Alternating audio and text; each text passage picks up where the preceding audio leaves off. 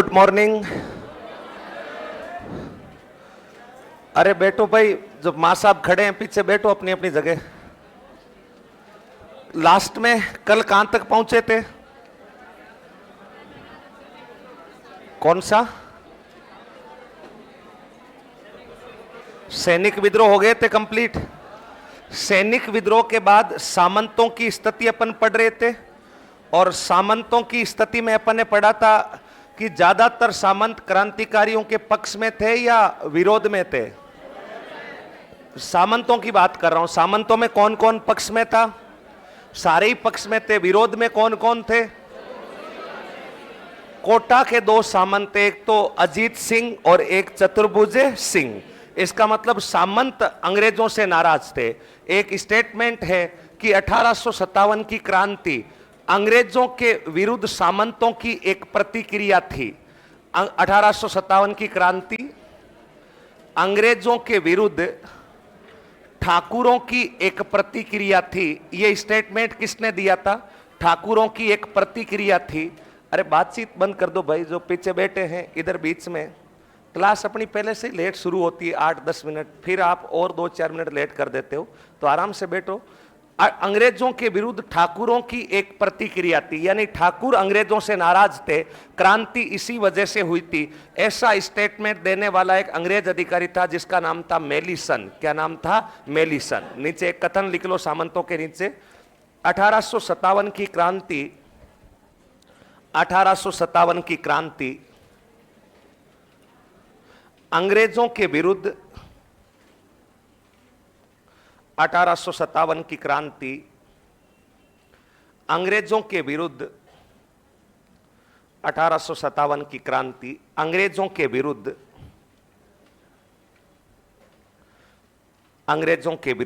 ठाकुरों की एक प्रतिक्रिया थी।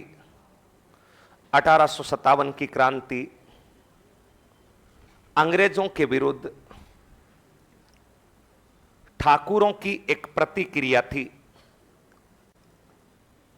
1857 की क्रांति अंग्रेजों के विरुद्ध ठाकुरों की एक प्रतिक्रिया थी।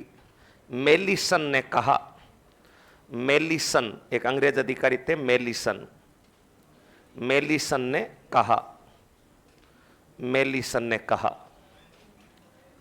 मेलिसन ने कहा, यानी ठाकुर बोल दो, चाहे सामंत बोल दो, चाहे जागीरदार बोल दो, एक ही बात है। ये अंग्रेजों से नाराज थे, सारे के सारे सामंती नाराज थे, दो इनके समर्थन में थे। यहां पर 1857 की क्रांति के सैनिक विद्रोह आपके कंप्लीट होते हैं। सैनिक विद्रोह टोटल कितने हुए थे? 4, और 2 छावनियों में विद्रोह नहीं हुआ था। कौन कौन सी? एक तो खेरवाड़ा और एक कौन सी? ब्यावर। तो इनमें नहीं हुआ, बाकी जगह हो गया था। अब सैनिक विद्रोह कंप्लीट हो गया तो दूसरे टाइप का विद्रोह शुरू होगा। कौन सा? जन विद्रोह। हेडिंग लगाओ, राजस्थान में जन विद्रोह, यानी अब जनता क्रांति करेगी। राजस्थान में जन विद्रोह, राजस्थान में जन विद्रोह, राजस्थान में जन विद्रोह, राजस्थान में जन विद्रोह। अगर वैसे देखा जाए तो राजस्थान में एक ही बड़ा जन विद्रोह है, कोटा का जन विद्रोह। बाकी की पब्लिक ने कहीं पर आंदोलन किया ही नहीं था, केवल छुटपुट घटनाएं हुई थी। फिर भी जो छोटी मोटी बातें हैं वो अपने को पता रहे। सबसे पहले हेडिंग लगाओ, भरतपुर का जन विद्रोह, भरतपुर का जन विद्रोह, भरतपुर का जन विद्रोह, भरतपुर का जन विद्रोह, भरतपुर का जन विद्रोह। यहां कोई बड़ा विद्रोह नहीं है, बस इतना याद रहे कि भरतपुर का जन विद्रोह राजस्थान का पहला जन विद्रोह था। 31 मई 1857 को भरतपुर के लोगों ने विद्रोह की शुरुआत की थी। वैसे राजस्थान का पहला सैनिक विद्रोह कौन सा था? नसीराबाद। वो कौन सी तारीख को हो गया था? 28 मई। लेकिन वहां क्रांति सैनिक कर रहे थे। आम लोगों द्वारा सबसे पहले क्रांति कहां पर की गई थी? भरतपुर में, 31 तारीख को। क्यों कर रहे हैं भरतपुर वाले? क्या दिक्कत है? क्या प्रॉब्लम क्या है भरतपुर वालों को? भरतपुर वालों को कछु दिक्कत ना है, लेकिन फिर भी ये प्रॉब्लम इसलिए क्रिएट हो रही क्योंकि भरतपुर वाले अनुशासित बहुत ज्यादा है। अनुशासित का मतलब अपने नहीं है, अपने मुस्कुराना नहीं, अपने कौन अनुशासित है, कौन कौन है भरतपुर के? हाँ, तो आप अनुशासित हो? तो मैं यूं खुद को लग रहा है कि हम अनुशासित है। अपने पूरे देश के अंदर क्रांति की जो निश्चित तारीख तय की गई थी वो कौन सी तय की गई थी? 31 मई। बहादुर शाह ने ये कहा था कि भाई पूरे देश में क्रांति 31 मई को करनी है, तो भरतपुर वालों ने कहा कि यार दिल्ली के राजा ने कहा है तो फिर उसकी बात को नहीं टालना है, और भरतपुर के लोगों ने दिल्ली के राजा के आदेश की पालना करते हुए 31 मई को क्रांति की थी। किसके नेतृत्व में की थी? देवा गुर्जर। यहां जो नेता था उसका नाम था देवा गुर्जर। भरतपुर में भी देवा गुर्जर था, धौलपुर में भी देवा गुर्जर था। लगभग 500 लोगों ने इकट्ठे होकर के भरतपुर के अंदर एक जुलूस निकाला और अपने जो है नाराजगी उसका प्रदर्शन किया था। लेकिन इन 500 लोगों के इकट्ठे होकर जुलूस निकालने से भरतपुर का जो पॉलिटिकल एजेंट था, भरतपुर के पॉलिटिकल एजेंट का नाम था मॉरिसन, और भरतपुर का उस समय जो राजा था क्रांति के समय, जसवंत सिंह। भरतपुर के राजा जसवंत सिंह ने मॉरिसन को सलाह दी कि देख मॉरिसन, बाकी तो यहां कोई अंग्रेज भरतपुर में है नहीं, तू अकेला है, तेरे सहयोगी 5-7 लोग होंगे, और अगर ये क्रांति उग्र होती है, ये 500 लोग अभी तो धरना प्रदर्शन ही कर रहे हैं, लेकिन अगर इनका दिमाग खराब होता है तो ये तेरे ऊपर हमला करेंगे, क्योंकि मैं तो राजा हूं, मेरे ऊपर तो हमला करेंगे नहीं, और तू यहां से बिना फालतू मारा जाएगा। इससे अच्छा ये होगा कि तू अभी के अभी भरतपुर छोड़ करके यहां से निकल जा। और भरतपुर के राजा के कहने पर मॉरिसन जो है भरतपुर छोड़ करके कुछ समय के लिए चला गया मथुरा, और फिर मथुरा में भी इसे डर लगने लगा तो मथुरा छोड़कर कहां चला गया था? आगरा। बस जैसे ही मॉरिसन निकला, यहां के लोग भी चुपचाप बैठ गए थे, यानी इन्होंने कोई लड़ाई नहीं लड़ी थी, केवल सांकेतिक प्रदर्शन किया था। 500 लोगों ने, किसके नेतृत्व में? देवा। बस यहां से 3 बातें याद रखनी है। पहला, राजस्थान का प्रथम जन विद्रोह किस रियासत में हुआ था? भरतपुर में। क्यों हुआ था? बहादुर शाह के आदेश की पालना करने हेतु, क्योंकि बहादुर शाह ने क्रांति की निश्चित तारीख कौन सी तय की थी? 31 मई। क्रांति के समय भरतपुर का राजा कौन था? जसवंत सिंह। क्रांति के समय भरतपुर का पॉलिटिकल एजेंट मॉरिसन। क्रांति का नेता कौन था? तो आप बताएंगे क्रांति का नेता कौन था? देवा। और क्रांति शुरू होते ही मॉरिसन भरतपुर छोड़कर मथुरा होते हुए कहां पहुंच गया था? आगरा। लिख लो भरतपुर में ये 3 बातें।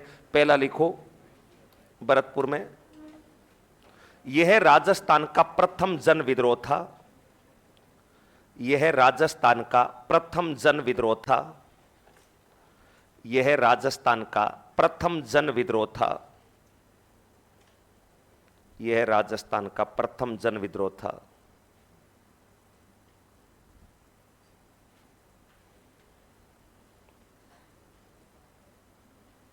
नेक्स्ट, नेतृत्व, यहां विद्रोह का नेतृत्व किसने किया था? देवा गुर्जर। नेतृत्व देवा गुर्जर। नेतृत्व देवा गुर्जर।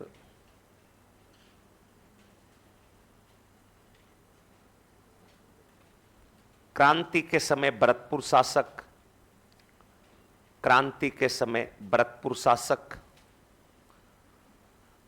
क्रांति के समय भरतपुर शासक, क्रांति के समय भरतपुर शासक। आगे लिख लो जसवंत सिंह। क्रांति के समय भरतपुर शासक जसवंत सिंह।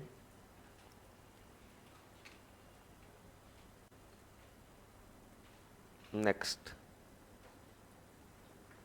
भरतपुर का पीए, भरतपुर का पीए मॉरिसन।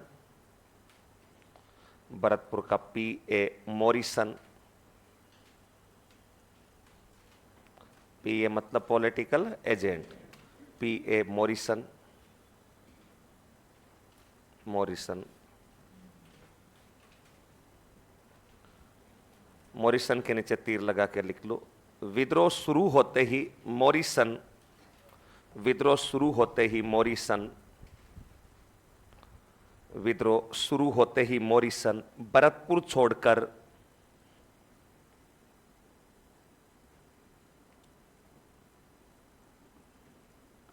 विद्रोह शुरू होते ही मॉरिसन भरतपुर छोड़कर मथुरा व आगरा गए। मथुरा व आगरा गए। मथुरा व आगरा गए। मथुरा व आगरा गए। बस यही है आपका भरतपुर का जन विद्रोह। भरतपुर का जो जन विद्रोह है ये बस शुरू हुआ था और शुरू होकर केवल प्रदर्शन ही किया था, लेकिन पहली बार हुआ था, इसलिए इंपॉर्टेंट हो जाता है कि राजस्थान में किया जाने वाला पहला जन विद्रोह कौन सा था? भरतपुर का जन विद्रोह। भरतपुर का ही पड़ोसी बताओ कौन सा है? धौलपुर। एडिंग लगाओ, धौलपुर का जन विद्रोह।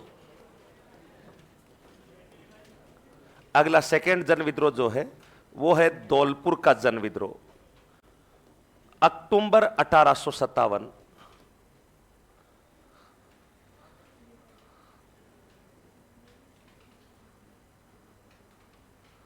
अक्टूबर 1857 धौलपुर का जन विद्रोह, अक्टूबर 1857। एक तो याद रहे, धौलपुर का जन विद्रोह के समय धौलपुर के राजा का नाम क्या था? भगवंत सिंह। धौलपुर के राजा का नाम था भगवंत सिंह।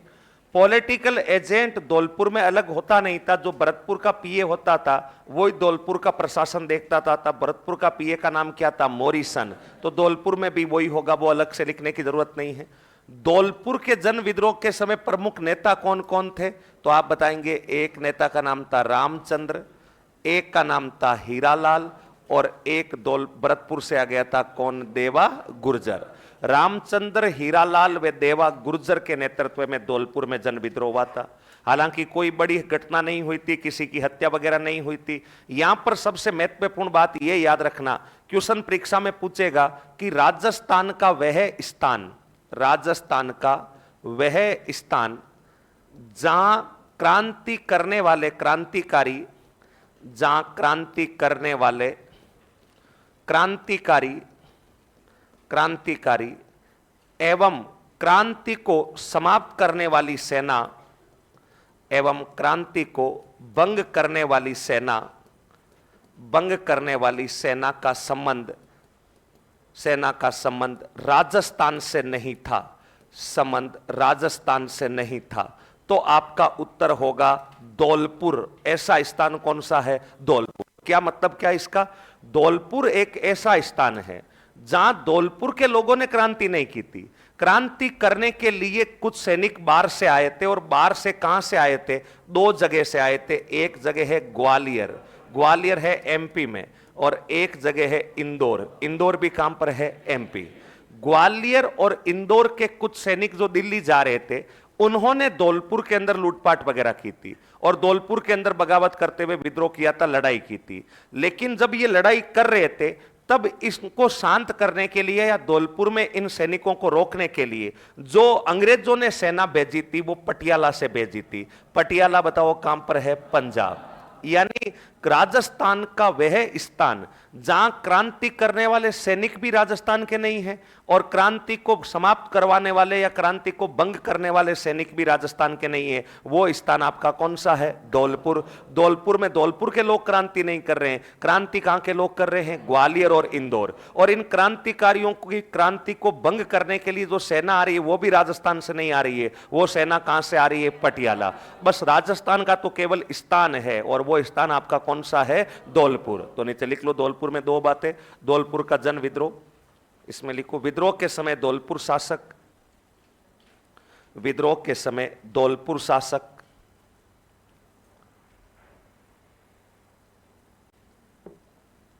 विद्रोह के समय धौलपुर शासक। आगे लिख लो भगवंत सिंह, भगवंत सिंह, भगवंत सिंह। नेक्स्ट, नेता यानी नेतृत्व किसने किया? नेता। नेता के आगे लिखो रामचंद्र, हीरालाल व देवा गुर्जर। रामचंद्र, हीरालाल और देवा गुर्जर।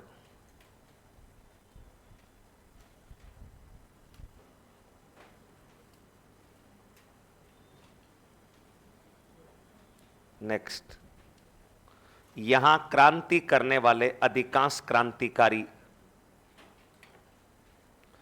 अगला बिंदु है यहां क्रांति करने वाले, यहां क्रांति करने वाले अधिकांश क्रांतिकारी, यहां क्रांति करने वाले अधिकांश क्रांतिकारी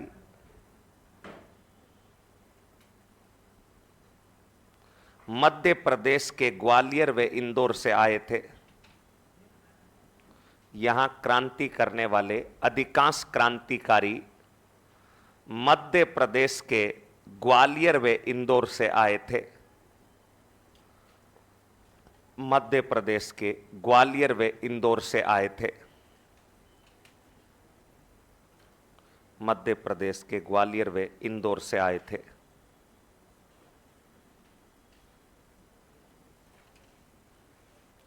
नेक्स्ट,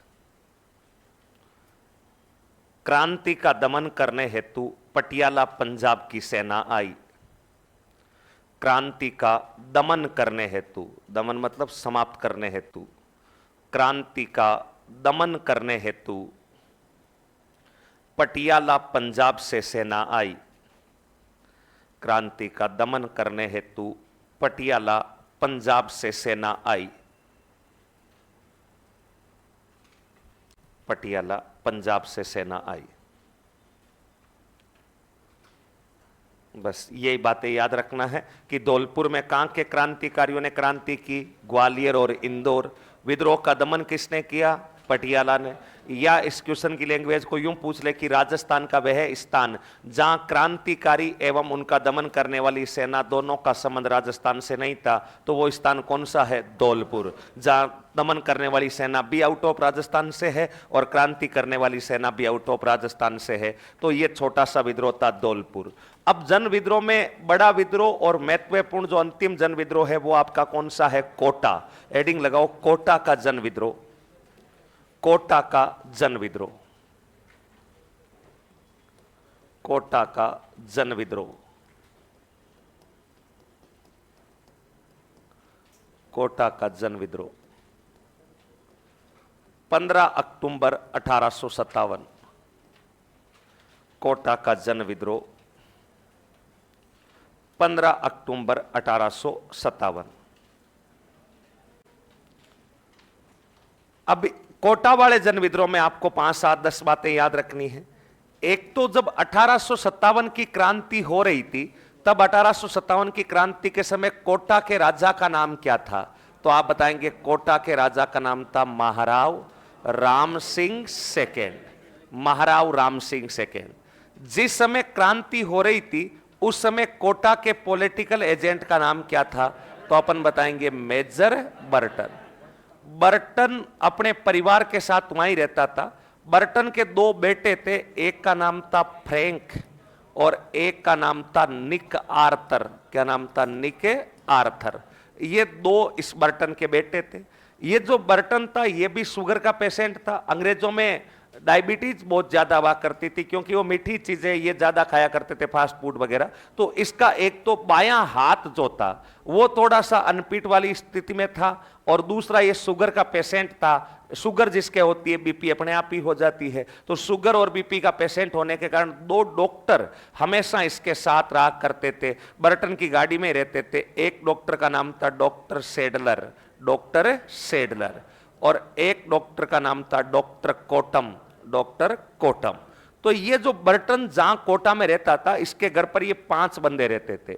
बर्टन की जो पत्नी थी वो इस समय यहां पर नहीं थी, वो लंदन गई हुई थी और वो लगभग 1.5 साल तक, ये क्रांति वाला जो समय था उस समय तक भारत में थी नहीं, लंदन गई हुई थी। बर्टन अपने 2 बेटों के साथ रहता था, फ्रैंक और ऑर्थर, और 2 इसके साथ चिकित्सक रहते थे, डॉक्टर रहते थे, डॉक्टर सेडलर और कोटम। ये 500 बंदे कोटा के अंदर रहते थे। कोटा के राजा का नाम था महाराव राम सिंह।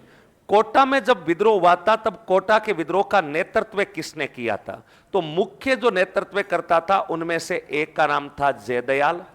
जयदयाल, जयदयाल के अलावा मेहराब खां, मेहराब खां, मेहराब खां के अलावा, हालांकि मुख्य नेता 2 ही याद रखने हैं, लेकिन छोटे नेताओं में एक नाम याद रखना जियालाल।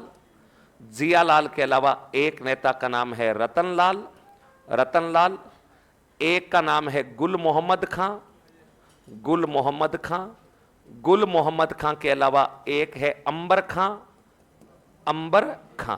क्योंकि ये कभी ना कभी छोटे नेताओं का प्रश्न आपसे पूछ लिया जाता है कि अंबर खां, गुल मोहम्मद खां, जियालाल इत्यादि का संबंध कां की क्रांति से रहा है। कोटा, भरतपुर, धौलपुर, तो याद रखना गुल मोहम्मद खां, अंबर खां, रतनलाल, जियालाल, ये सब कोटा के प्रमुख क्रांतिकारी थे।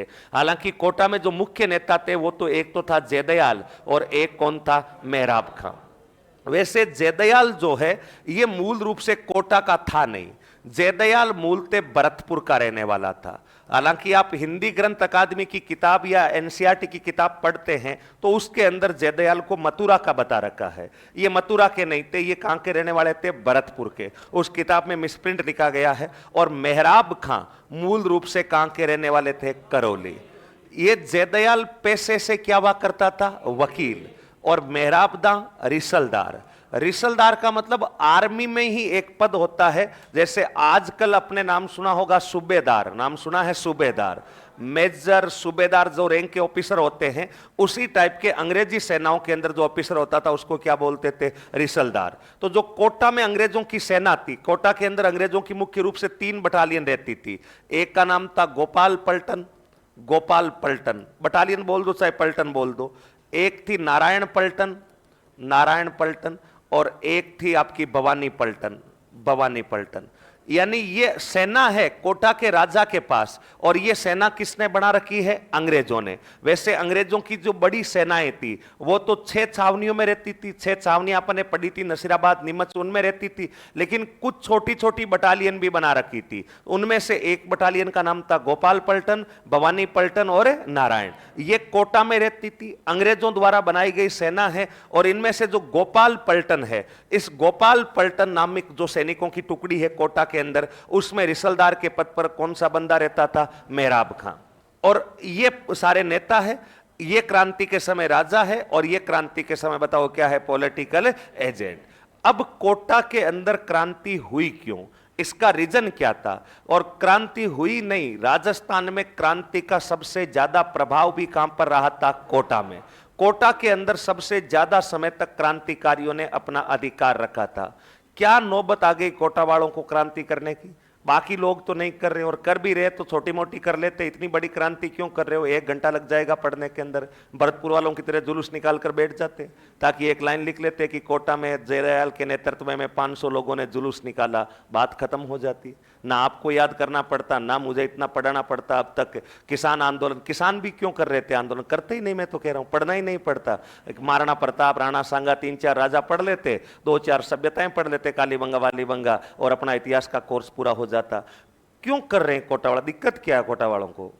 बिना दिक्कत कोई नहीं लड़ता, कुछ ना कुछ दिक्कत है। नसीराबाद वालों ने लड़ाई लड़ी, नसीराबाद वालों को क्या प्रॉब्लम थी, आपने प्रॉब्लम देखी। उनका पहले तो क्या कर दिया था, ट्रांसफर, फिर हथियार जमा करवाने का क्या बनाया था, दबाव, पुराने पड़े तोप खाने को क्या कर दिया था, एक्टिव, और इससे नसीराबाद वालों ने अपने आप हथियार उठा लिए थे। नीमच वाले क्यों लड़ लिए थे, नीमच वालों पर धार्मिक ग्रंथों पर हाथ रखकर कसम खाने का क्या बना रहे थे, दबाव, और अपने सैनिकों ने कसम खाने से क्या कर दिया था, मना। एरिनपुरा वालों ने क्यों लड़ाई कर दी, एरिनपुरा वाले कोई लड़ाई नहीं कर रहे थे, लेकिन किसका बेटा बोल जाता है ज्यादा, आपका जेडी होल, सिरोही का पॉलिटिकल एजेंट जेडी होल, उसका बेटा अपने सैनिकों को हद से ज्यादा बोल जाता, और उस बात से भड़क करके कांके सैनिकों ने विद्रोह कर दिया एरिनपुरा। भरतपुर वालों ने विद्रोह किया था, लेकिन भरतपुर वाले अनुशासन में रह करके बहादुर शाह के आदेश की पालना में विद्रोह कर रहे थे, क्योंकि बहादुर शाह ने क्रांति की डेडलाइन देती, कौन सी मई दी थी, 31। धौलपुर वालों ने कोई लड़ाई नहीं करी थी, गलती नहीं, धौलपुर वाले तो बेचारे बैठे थे सीधे साधे, लड़ाई लड़ने बाहर वाले आए थे, कहां के लोग आए थे, ग्वालियर और इंदौर, और बाहर सेना भी बाहर की आई थी, कहां की, पटियाला की। कोटा वालों को इतनी क्या दिक्कत है? दिक्कत है, बिना दबाव कोई लड़ाई नहीं करता। दिक्कत यह है कि एक तो ये जो जयदयाल है वकील, ये आम लोगों के अधिकारों की बात करता था, और अंग्रेजों को ये बात पसंद नहीं थी। अंग्रेज कहते थे कि कोई भी पढ़ा लिखा आदमी आम लोगों को जागरूक नहीं करेगा। अगर आप और मेरे जैसी साधारण प्रजा अगर जागरूक हो जाएगी अपने अधिकारों को लेकर, तो सरकारों के खिलाफ प्रोटेस्ट करेगी, आंदोलन करेगी। और जयदयाल हर समय आम लोगों के साथ बैठा रहता था, सरकारी कर्मचारी, सरकारी वकील और था, और इस बात से अंग्रेज बहुत खपा थे। ये मेजर बर्टन जो था ये जयदयाल से कई दफा लड़ चुका था, और जयदयाल और बर्टन में छोटी मोटी झड़पें तो पहले से ही हो चुकी थी, और मेजर बर्टन हर संभव प्रयास कर रहा था जयदयाल को गिरफ्तार करने का। हालांकि जयदयाल पर तो 10,000 रुपए का इनाम और घोषित कर रखा था कि अगर कोई जयदयाल को गिरफ्तार करवा दे कोटा के अंदर तो हम उसको 10,000 रुपए देंगे, क्योंकि जयदयाल की दुश्मनी डायरेक्टली बताओ किसके साथ है? बर्टन। वकील आदमी है, वकील आदमी का दिमाग वैसे ही तेज होता है, और अंग्रेज अगर कोई गलत कानून प्रजा पर बनाते तो उसका विरोध करता था वकील जयदयाल। और दूसरा मेहराब खां, ये भी आपके अंग्रेजों के विरोध में स्टेटमेंट देता था, विरोध के अंदर बयान देता था, और जयदयाल, मेहराब खां, बाकी ये छोटे मोटे अधिकारी थे। 12 अक्टूबर की बात है, ये जो मेजर बर्टन था, ये मेजर बर्टन कोटा के राजा राम सिंह से मिलता है, और राम सिंह से मिलकर 12 अक्टूबर को कहता है कि देख राम सिंह, यहां पर जो जयदयाल और मेहराब खां है, इनको एक तो नौकरी से निकाला जाए, और नौकरी से निकालकर गिरफ्तार करवा करके मुझे सौंपा जाए। कुछ भी हो, इन दोनों को एक बार गिरफ्तार कर ले। इनको काफी दिन हो गए अंग्रेजों के खिलाफ स्टेटमेंट देते हुए, और जयदयाल पर तो 10,000 रुपए का इनाम भी है। तो कोटा के राजा राम सिंह तो यहाँ के लोकल लोगों को जानता है कौन सा ऐसा बंदा है जो जयदयाल को गिरफ्तारी करवाने में मदद कर सकता है। राम सिंह और मेजर बर्टन की जब ये बैठक हुई तब महाराव राम सिंह ने भी हामी भर ली थी। राम सिंह ने कहा ठीक है, 1-2 दिन का टाइम दो, 1-2 दिन के अंदर जयदयाल को भी गिरफ्तार करवा देंगे और मेहराब खां को भी गिरफ्तार करेंगे, दोनों को कोटा से निष्कासित कर देंगे, नौकरी से निकाल देंगे। जयदयाल ने बर्टन ने कहा कि नहीं, नौकरी से नहीं निकालना है, नौकरी से तो निकालना लेकिन कोटा से नहीं निकालना, इनको पकड़ करके मुझे फांसी देनी पड़ेगी, अंग्रेजों के खिलाफ स्टेटमेंट काफी दिनों से दे रहे हैं। ये मीटिंग पूरी हुई, पूरी होने के बाद राम सिंह मेहराब खां और जयदयाल को गिरफ्तारी करने की तैयारी कर रहे हैं, और ये बात जयदयाल और मेहराब खां को पता लग गई कि आज जो बैठक हुई है उसमें हमारे गिरफ्तारी वारंट जारी कर दिए हैं, और अगले 1-2 दिन में हमें कभी भी गिरफ्तार किया जा सकता है। जयदयाल और मेहराब खां दोनों रात के समय में 14 अक्टूबर को रात में मिलते हैं, और रात में मिलकर कहते हैं कि क्या किया जाए। कोटा का राजा और कोटा का पॉलिटिकल एजेंट अपने को गिरफ्तार करके फांसी देने का प्रयास कर रहे हैं, क्योंकि अपन अंग्रेजों के खिलाफ स्टेटमेंट दे रहे हैं। जयदयाल ने कहा कि मेहराब खां अब तू ही काम आएगा। बोला मैं कैसे काम आऊंगा? बोला कल सुबह ही जा सेना के पास, अपनी सेना, यानी ये कौन सी पलटन में सैनिक था? गोपाल, और सैनिकों को भड़का दे। सैनिकों को जाकर के ये कह दे कि अंग्रेजों ने तुम्हारा धर्म भ्रष्ट कर दिया है, तुम्हारा जो मेस में खाना बन रहा है उस खाने में जो आटा यूज हो रहा है उस आटे में गाय की हड्डियों का चूर्ण पीस पीस करके मिलाया जा रहा है। और सैनिक जैसे ही भड़के तू जले पर नमक और डाल देना, और ये कह देना कि मैंने अंग्रेजों को कई दफा समझाया कि तुम ऐसा मत करो, ऐसा मत करो, लेकिन मुझे तो ये फांसी पर लटकाने की तैयारी कर रहे हैं, और अगर भाइयों तुम ही मेरे साथ नहीं चलोगे तो मेरा साथ कौन देगा? इमोशनल हो जाना, आंखों में आंसू लाना, और ये कहना कि बस मैं तो आप ही की वजह से सब कुछ हूं, आप ही की वजह से मेरे को फांसी की सजा हो रही है, और आपको मेरे लिए हथियार उठाने पड़ेंगे, और अगर ऐसा हो जाएगा तो 15 अक्टूबर को सुबह सुबह इनका काम तमाम कर देंगे, अपने को जो फांसी दे रहे हैं इनको अपन खुद फांसी पर लटका देंगे। 14 अक्टूबर को रात को जयदयाल और मेहराब खां की मीटिंग हुई। 15 अक्टूबर को सुबह 7:30 बजे जो नाश्ता बना हुआ था मेस के अंदर, उसी समय मेहराब खां वहां पहुंचते हैं, और गोपाल पलटन के सैनिक सुबह सुबह ब्रेकफास्ट कर रहे थे, और मेहराब खां आंखों में आंसू लाते हुए, माहौल सेट करते हुए, क्योंकि जो नेता होता है उसमें 36 लक्षण होते हैं, वो पैर भी पड़ लेता है, हाथ भी जोड़ लेता है, रो भी लेता है, हंस भी लेता है, धमका भी देता है। ये मेहराब खां आंखों में आंसू लाते हुए कहता कि देखो भाइयों, तुम खाना तो खा रहे हो लेकिन तुम्हारा सबका धर्म भ्रष्ट हो चुका है, और इसी की सजा मुझे मिल रही है। तुम्हारा जो आटा आ रहा, इस आटे के अंदर गाय की हड्डियों का चूर्ण पीस पीस करके मिलाया जा रहा है। मैंने कई दफा खिलाफत की, लेकिन मेरी खिलाफत से परिणाम यह निकला कि अंग्रेज मुझे ही फांसी देने पर आ गए हैं, और मुझे आजकल में गिरफ्तार कर सकते हैं। तुम ही मेरा सहयोग नहीं करोगे तो कौन करेगा? और अपने सैनिक इमोशनल करने के बाद कुछ भी कर सकते हैं। और गोपाल पलटन के सैनिकों ने कहा कि मेहराब खां तुम संघर्ष करो, हम तुम्हारे साथ है, और सुबह सुबह जयकारा दे दिया। इधर साइड में नारायण पलटन वाले भी बैठे थे, इन्होंने कहा कि तुम भी संघर्ष करो, हम तुम्हारे साथ है। और भवानी पलटन वालों ने कहा कि हम भी कलेक्ट्रेट पर धरने में तो चलेंगे, कोई दिक्कत वाली बात नहीं है। गोपाल पलटन, नारायण पलटन और भवानी पलटन के लोगों ने 15 अक्टूबर को सुबह सुबह क्रांति का बिगुल फूंक दिया था। और जैसे ही क्रांति शुरू हुई, ये जयदयाल जो 10,000 का इनामी आदमी है, ये भी क्रांतिकारियों के साथ आ गया था। मेहराब खां भी आ गए और ये पांचों के पांचों लोग, बर्टन जिस महल में रहता था उस महल में जाते हैं, मेजर बर्टन को मार देते हैं, उसकी गर्दन काट देते हैं। बर्टन के दोनों बेटों को मार देते हैं, एक बेटे का नाम था फ्रैंक और दूसरे बेटे का नाम क्या था, आर्थर। इनको मारने के बाद ये दो डॉक्टर बचे थे, इनके पास गए, इन्होंने हाथ जोड़ लिए बेचारों ने, बोला यार हमारी क्या गलती है, हमें मत मारो, कभी तुम्हारा पेट दर्द होगा, माथा दर्द होगा तो टेबलेट ही देंगे, हम तो तुम्हारे काम ही आएंगे। लेकिन अपने क्रांतिकारी उग्र थे और सेडलर और कोटम को भी मार दिया। यानी कोटा के विद्रोह में कुल कितने क्रांतिकारी मारे गए, 5। और कोटा का राजा राम सिंह को मारा नहीं गया, लेकिन कोटा के राजा राम सिंह को नजरबंद कर दिया गया। नजरबंद का मतलब कोटा के किले में एक कमरे में उनको कैद कर दिया गया, कमरे में रख करके बाहर से ताला दे दिया और कहा कि अंदर ही बैठे रहो, तुम हमारे आदमी इसलिए मारेंगे तो नहीं, लेकिन आज से तुम्हारा कोई शासन नहीं होगा, शासन हमारा ही चलेगा, हम जैसा चाहेंगे वैसा ही होगा। यानी कोटा के राजा की सारी शक्तियां क्रांतिकारियों ने अपने पास ले ली और अब कोटा का पूरा शासन प्रशासन किसके हाथ में आ गया है, जयदयाल मेहराब का। और जैसे इनके हाथ में आया, प्रजा के सारे टैक्स माफ कर दिए, जो कुछ भी था सब कुछ माफ कर दिया, पूरा शासन जयदयाल और मेहराब खां चला रहे हैं। तो यह था कोटा का विद्रोह। अभी पूरा नहीं हुआ, कई बातें और होगी, लेकिन कोटा के विद्रोह के समय कोटा का राजा याद रखना कौन था, Ram Singh, political agent Burton, मुख्य नेता जयदयाल और मेहराब खां। विद्रोह हुआ क्यों था, विद्रोह होने का प्रमुख कारण जयदयाल और मेहराब खां को गिरफ्तार करना कौन चाहता था, बर्टन। और इस बात की भनक लगते ही मेहराब खां ने सैनिकों में, और सैनिक भी कौन सी बटालियन के, गोपाल, उनमें ये अफवाह फैलाई थी कि तुम्हारे मेस का जो आटा है उस आटे में हड्डियों का चूर्ण पीस कर मिलाया जा रहा है, इससे तुम्हारा धर्म भ्रष्ट हो रहा है। और वो हड्डियों के चूर्ण वाली अफवाह फैलते ही सैनिक उग्र होकर के 15 अक्टूबर को क्रांति कर देते, और क्रांति में टोटल कितने बंदे मारे गए थे, 5। तो लिखो कोटा का जन विद्रोह, इसमें पहला लिखो, विद्रोह के समय, विद्रोह के समय कोटा शासक, विद्रोह के समय कोटा शासक, विद्रोह के समय कोटा शासक,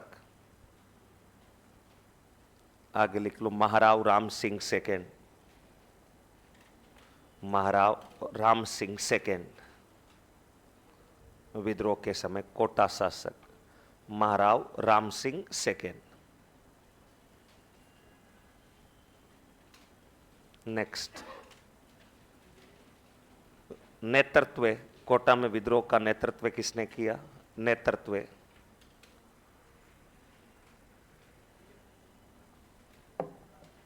नेतृत्व, नेतृत्व में पहला लिखो जयदयाल, जयदयाल, जयदयाल के आगे एक लाइन लिख लो, जयदयाल, भरतपुर, कहां के रहने वाले थे, भरतपुर।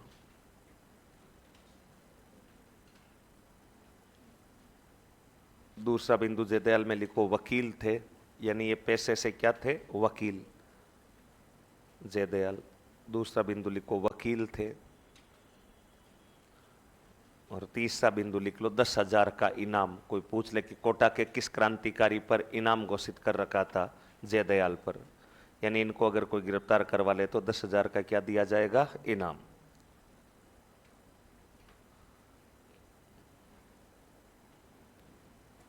ये लो भाई। दूसरा लिखो मेहराब खां, नेतृत्व में दूसरा मेहराब खां, मेहराब खां,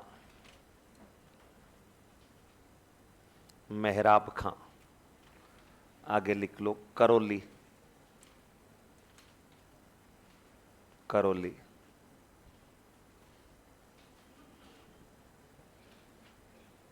नेक्स्ट, गोपाल पलटन में रिसलदार, मेहराब खां में लिखना है गोपाल पलटन। पलटन का मतलब एक सैनिकों की बटालियन है, जैसे 15वीं बंगाल नेटिव है वैसे ही गोपाल पलटन है। गोपाल पलटन में रिसलदार, एक पद होता रिसलदार, गोपाल पलटन में रिसलदार।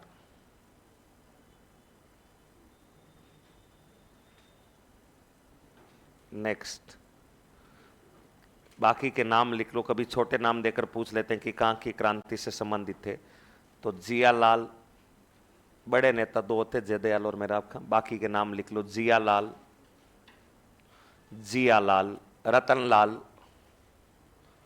जियालाल, रतनलाल,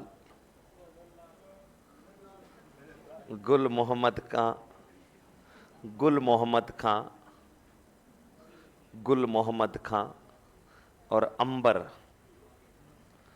अंबर खां, अंबर खां।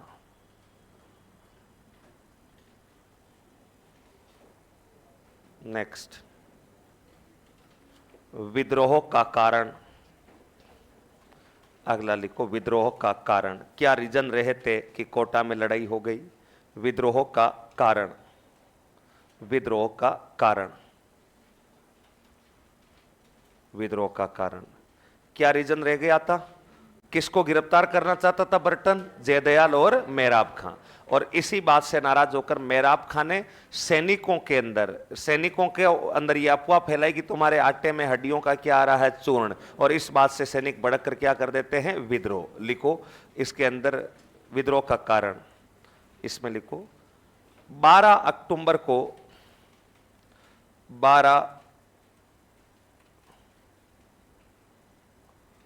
12 अक्टूबर को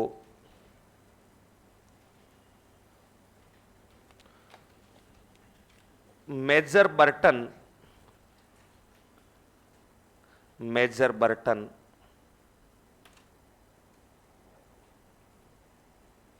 नीमच से कोटा पहुंचकर, पहले ये नीमच गया हुआ था, नीमच से कोटा पहुंचकर, नीमच से कोटा पहुंचकर,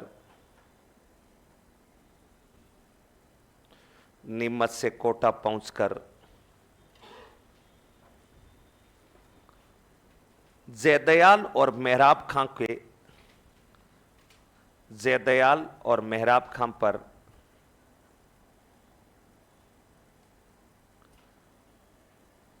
जयदयाल और मेहराब खां पर कार्यवाही की योजना बनाते हैं, कार्यवाही की योजना बनाते हैं, कार्यवाही की योजना बनाते हैं।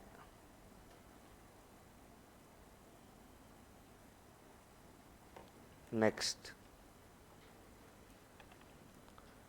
मेहराब खां ने,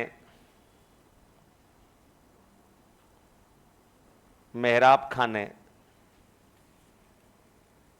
मेहराब खां ने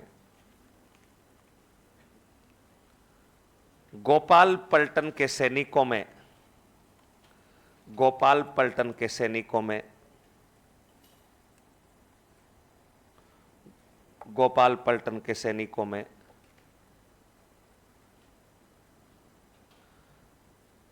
आटे में गाय की हड्डियों का पाउडर मिले होने की अफवाह फैलाई, आटे में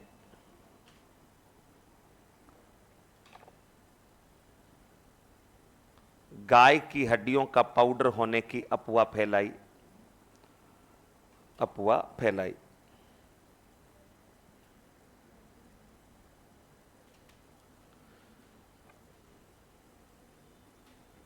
इस अफवाह से नाराज होकर निम्नलिखित 3 सैनिक टुकड़ियों ने, इस अफवाह से नाराज होकर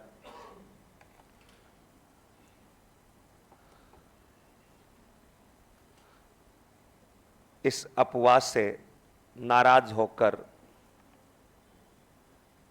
निम्नलिखित 3 सैनिक टुकड़ियों ने,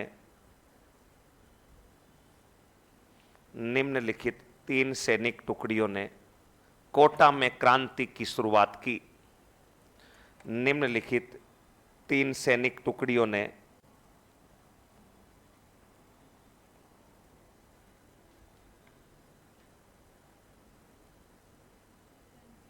निम्नलिखित 3 सैनिक टुकड़ियों ने क्रांति की शुरुआत की, शुरुआत की, शुरुआत की। ये लो भाई वो 3 सैनिक टुकड़ियां कौन कौन सी, नाम लिख लो। गोपाल पलटन, गोपाल पलटन, नारायण पलटन और भवानी पलटन। गोपाल पलटन, नारायण पलटन और भवानी पलटन। गोपाल पलटन, नारायण पलटन, पलटन का मतलब होता है सैनिक टुकड़ी, और भवानी पलटन। गोपाल पलटन, नारायण पलटन और भवानी पलटन, ये आपके विद्रोह का कारण था। यानी बर्टन पहले नीमच गया हुआ था, 12 अक्टूबर को यहां आया, इन दो लोगों को गिरफ्तार करना चाहता था। इस बात की सूचना इनको लगते इन्होंने सैनिकों में अफवाह फैलाई कि तुम्हारा धर्म भ्रष्ट किया जा रहा है, गाय का पाउडर आटे में पीस करके मिलाया जा रहा है। और इस बात से नाराज होकर के इन 3 सैनिक बटालियन ने 15 अक्टूबर को क्रांति की क्या कर दी थी, शुरुआत। नेक्स्ट देखो, क्रांति में मारे गए अंग्रेज। क्रांति में मारे गए अंग्रेज, यानी जब कोटा में क्रांति हुई तो कौन कौन मारे गए थे। क्रांति में मारे गए अंग्रेज, क्रांति में मारे गए अंग्रेज, क्रांति में मारे गए अंग्रेज।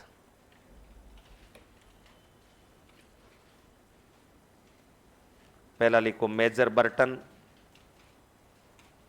Major Burton, major Burton, bracket में लिख लो पीए, कोटा का क्या था, PA, major Burton PA. Next दूसरा लिखो फ्रैंक एवं ऑर्थर, दोनों साथ में लिख लो। फ्रैंक, एक बंदे का नाम है फ्रैंक और एक का नाम है आर्थर। फ्रैंक और आर्थर,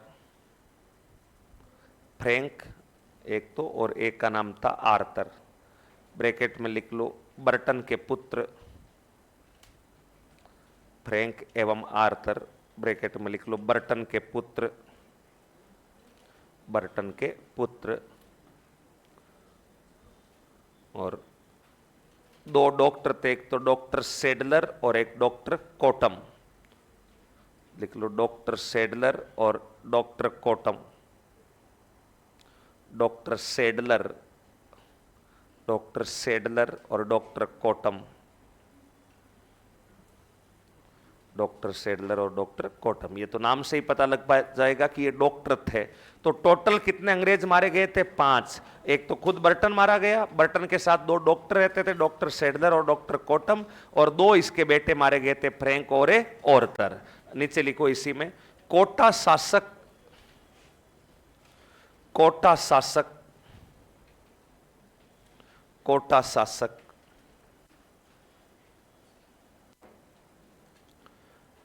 राम सिंह सेकंड को, कोटा शासक राम सिंह सेकंड को, कोटा शासक राम सिंह सेकंड को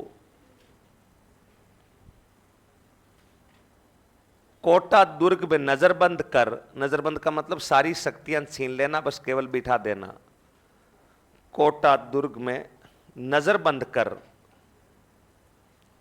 नजरबंद कर, नजरबंद का मतलब समझ रहे हो ना, सारी शक्तियां छीन लेना, बस केवल बिठा करके रखना, रोटी खिला देना, वो होता है नजरबंद। आप कभी हॉस्टल वगैरह में पढ़े हो तो कभी हॉस्टल से भागे हो क्या?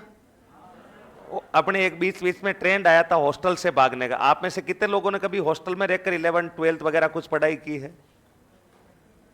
ओहो, तो जो हॉस्टल में रहते थे वो हॉस्टल से कई दफा भागते थे। जब भागते थे तब उनको पकड़ करके वापस ले जाते थे, और वापस ले जाते तो उनके रुपए पैसे सब कुछ छीन लिया जाता था, मोबाइल वगैरह, और केवल कमरे में बिठा कर रखते थे। सेम राम सिंह के साथ भी ऐसा ही बिहेव हुआ था, इसका सब कुछ शक्तियां छीन ली थी, कुछ भी नहीं छोड़ा था। और कोटा में नजरबंद करके कोटा का प्रशासन पूरा किसने अपने हाथों में ले लिया था? जयदयाल और मेहराब खां। तो लिखो कोटा शासक राम सिंह को दुर्ग में नजरबंद कर क्रांतिकारियों ने कोटा दुर्ग पर अधिकार किया। क्रांतिकारियों ने कोटा दुर्ग पर अधिकार किया, कोटा दुर्ग पर अधिकार किया, कोटा दुर्ग पर अधिकार किया, कोटा दुर्ग पर अधिकार किया। तो अब क्रांतिकारी पूरे कोटा का प्रशासन चला रहे हैं।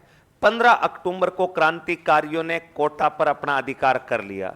उसके बाद नवंबर, दिसंबर, जनवरी, फरवरी, मार्च तक कोटा के किले पर क्रांतिकारियों का अधिकार रहा था, क्योंकि तब तक अंग्रेज फ्री नहीं थे। अंग्रेज चारों तरफ क्रांतियों में उलझे हुए थे।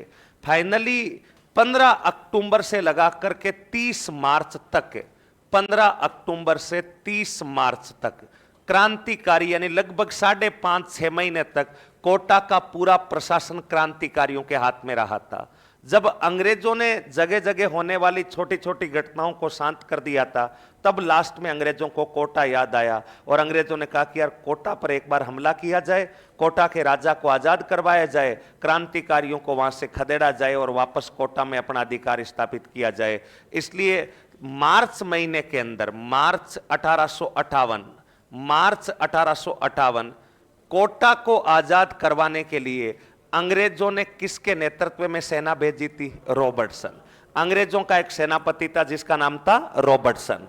अहुआ के विद्रोह को शांत करने के लिए किसको भेजा था? होम्स को। और यहां किसको? रॉबर्टसन।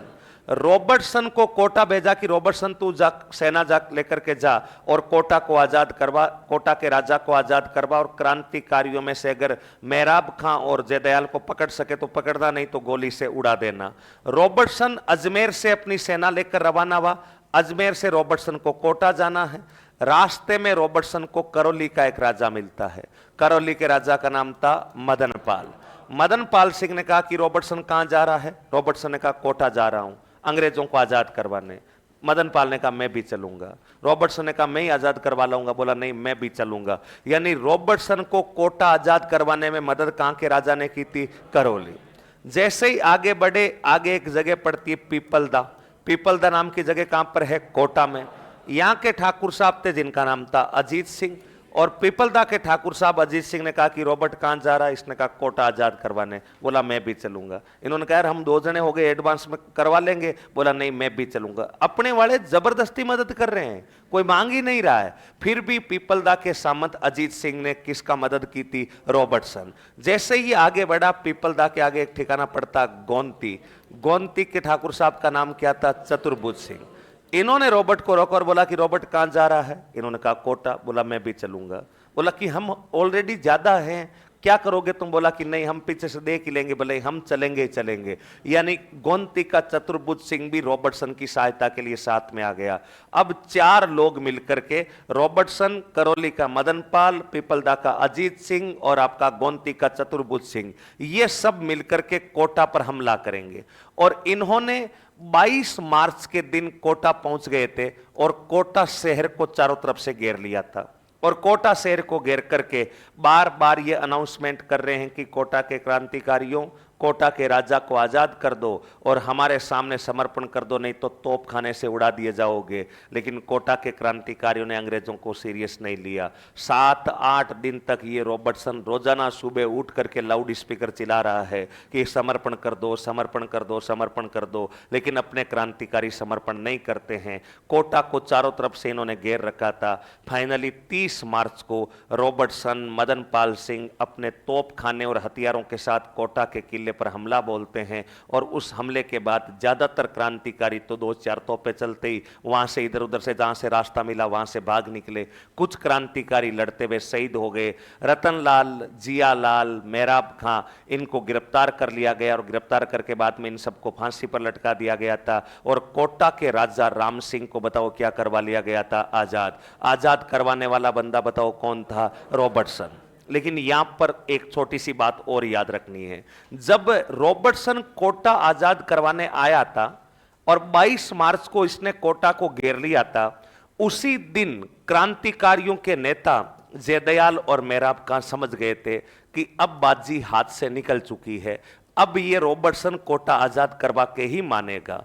और जयदयाल और मेहराब खां ये भी अच्छे से जानते हैं कि रॉबर्टसन जैसे ही तोपखाना चलाएगा, ज्यादातर जो क्रांतिकारी हैं जो नारे दे रहे हैं कि तुम संघर्ष करो, हम तुम्हारे साथ है, वो 1-2 फायरिंग होते ही साथ नहीं मिलेंगे, वो इधर उधर जहां से रास्ता मिलेंगे वहां से निकल जाएंगे। ये तय बात है और ये हमेशा होता ही होता है। आप कभी धरना प्रदर्शन करने जाते हो, जैसे अभी वो 50% वाला आरक्षण वाला गया था, कौन कौन गया था आप में से 50% वाले में? हाँ, वहां पर आपने देखा होगा कि हजारों लोग वहां पर इकट्ठे हो रखे थे। वहां से मान लीजिए पुलिस आकर के और 2-4 को जीप में बिठाती और कहती कि ले चलो इन पर मुकदमे डालो या 1-2 फायरिंग करती, तो आप वहां पर रहते या रास्ता ढूंढते?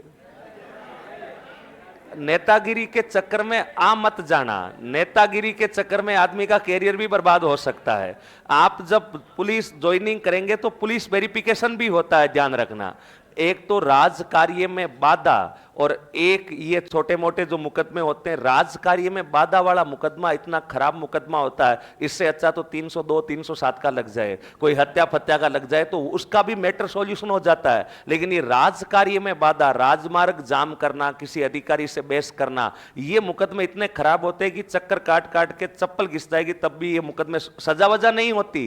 सजा हो जाए तो कोई बात नहीं, आदमी महीना 2 महीना अंदर रह के वापस आ तो जाए, लेकिन इसमें चक्कर ही चक्कर काटने पड़ते हैं। आज ये पेशी है, आज वहां पेशी है। तो एक तो राजकार्य में बाधा का मुकदमा कभी भी अपने माथे पर मत ले लेना। राजीनामा और नहीं होता। बाकी आदमियों के अंदर मान लीजिए आपने कहीं से लड़ाई कर ली और नौकरी लग गई तो उसके बाद पैर पकड़ के आदमी राजीनामा भी कर ले कि यार अब देख कैरियर का सवाल है, जो हो गया सो हो गया, माफ कर दे, FIR वापस उठा ले। राजकार्य में बाधा वाले मुकदमे बहुत खराब होते हैं, इसलिए रास्ता मिले तो साइड में से निकल लेना चाहिए। और यहां पर जयदयाल और मेहराब खां अच्छे से समझता है कि जैसे ही तोप चलेगी सारे लोग चले जाएंगे और अंग्रेज जयदयाल और मेहराब खां को गिरफ्तार करेंगे, क्योंकि क्रांति का जनक तो कौन है? जयदयाल और मेहराब खां। इसलिए जयदयाल वकील दिमाग है, इसको पता है कि हमें गिरफ्तार करते ही फांसी देंगे, और फांसी इसलिए देंगे क्योंकि हमने एक अंग्रेजों को नहीं, कितने अंग्रेजों को मारा है? 5 को।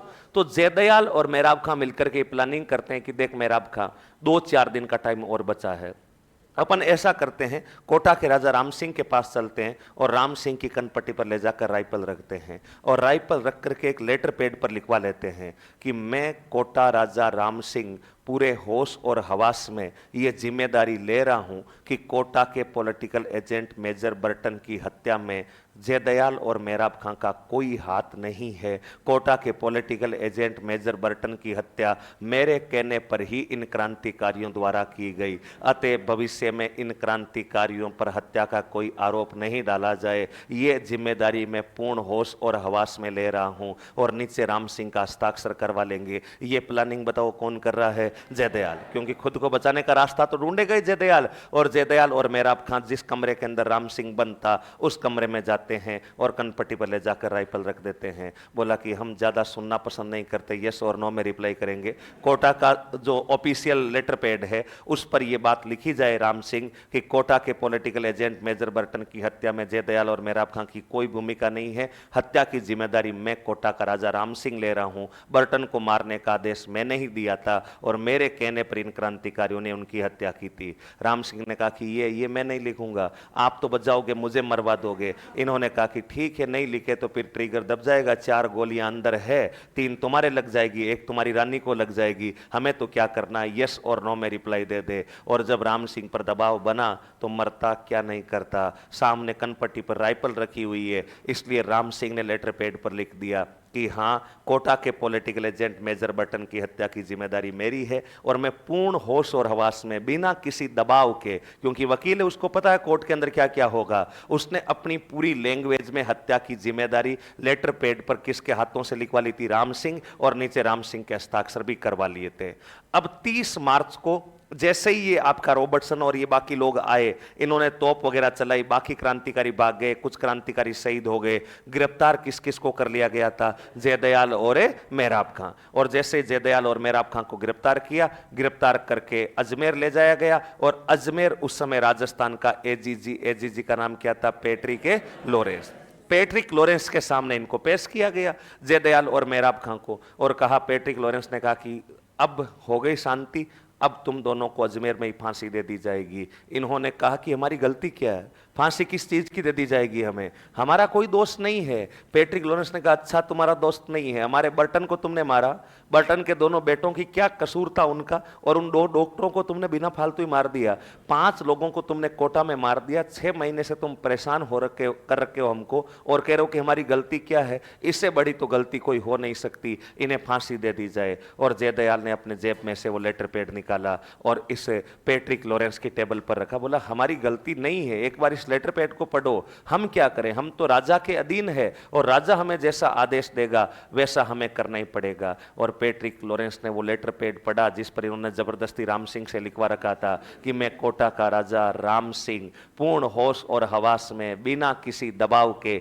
ये जिम्मेदारी लेता हूं कि अंग्रेजों की हत्या की जिम्मेदारी कोटा के राजा की है। मेरे ही कहने पर बर्टन की हत्या की गई थी। और इस पत्र को पढ़ते पैट्रिक लॉरेंस के जमीन के नीचे, पैरों के नीचे से जमीन खिसक जाती है और पैट्रिक लॉरेंस को लगा कि यार ऐसा हो कैसे सकता है, क्योंकि अंग्रेजों के साथ संधि हो रखी है और कोटा का राजा अंग्रेजों को कैसे मरवा सकता है। पैट्रिक लॉरेंस ने राम सिंह सेकंड को बुलाया और राम सिंह सेकंड को अजमेर तलब किया। राम सिंह ने कहा कि राम सिंह ये मैं क्या देख रहा हूं, तुमने हमारे पॉलिटिकल एजेंट को मरवा दिया और तुमने क्रांतिकारियों के साथ में मिलकर के 6 महीने तक अंग्रेजों को कोटा से बेदखल रखा।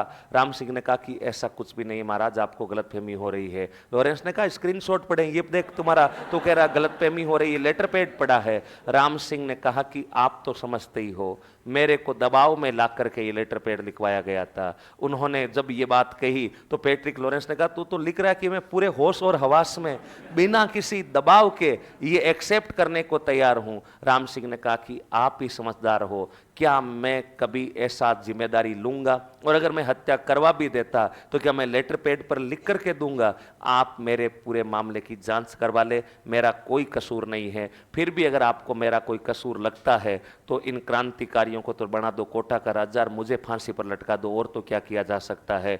एडजी जी ने कहा कि हमें अब भारतीयों पर भरोसा नहीं रहा है, हम पूरे घटनाक्रम की जांच करवाएंगे। और इस पैट्रिक लॉरेंस ने कोटा की राजा की क्या भूमिका रही थी उसकी जांच के लिए एक आयोग बनाया था।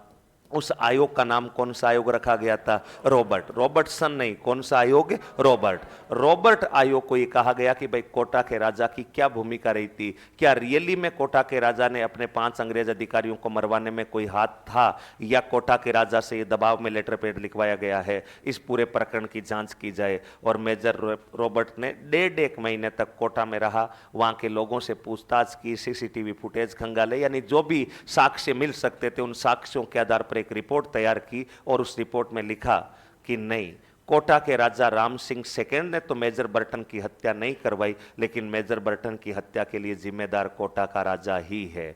क्या मतलब क्या इस लाइन का, यानी रॉबर्ट आयोग की जो रिपोर्ट आई थी उसमें साफ शब्दों में लिखा कि मेजर बर्टन एवं अन्य अंग्रेज अधिकारियों की हत्या में कोटा का राजा राम सिंह तो शामिल नहीं है, लेकिन हत्या के लिए कोटा का राजा राम सिंह जिम्मेदार है। जिम्मेदार है का मतलब ये कहना चाह रहा रॉबर्ट आयोग कि अगर कोटा का राजा राम सिंह चाहता तो मेजर बर्टन और अन्य जो 4 अंग्रेज मरे थे उनको बचा सकता था, लेकिन कोटा के राजा ने उन्हें जानबूझ करके नहीं बचाया था। हालांकि क्रांतिकारियों को हत्या के लिए राम सिंह ने उकसाया नहीं है, राम सिंह की क्रांतिकारियों से कोई मिली भगत नहीं है, ये रॉबर्ट आयोग कह रहा है, लेकिन राम सिंह ये चाहता था कि क्रांति हो जाए और ये अंग्रेज मारे जाए। अगर राम सिंह चाहता तो क्रांति नहीं होती, अपने अंग्रेज बच भी सकते थे। ये आयोग की रिपोर्ट आती है, रॉबर्ट आयोग की, और इस आयोग के बाद इस जयदयाल और मेहराब खां को तो फांसी दे देते हैं। बोला एक तो तुमने हमारे 5 अंग्रेजों को मारा और दूसरा झूठा फर्जी लेटर पैड तुम तैयार करवा रहे हो राम सिंह से।